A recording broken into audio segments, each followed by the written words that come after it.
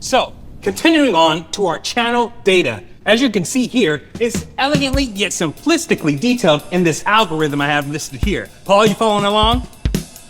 Yeah, you are, Paul. So, you see, the data initiates here, and then it elegantly migrates to this general vicinity. Nobody knows what you're talking about. And this chart, this is even a chart. This is a cry for help. But it's so intuitive. Sometimes the problem isn't the data. It's the handwriting. Come. Oh, guys, come on, it makes sense.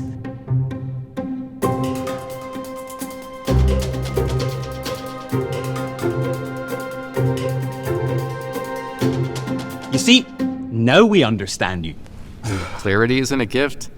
It's a setting. So wait, can it take my handwritten text and redraw it?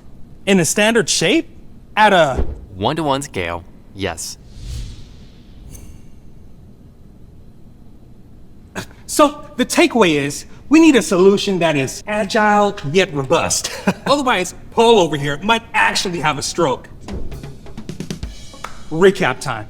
Just give me a minute to collect all of this genius over here into a summary. My brain's still back at agile but robust. And when it's over, you don't need a minute. You need a button. Recap? Really? Oh, I hate how much I love that.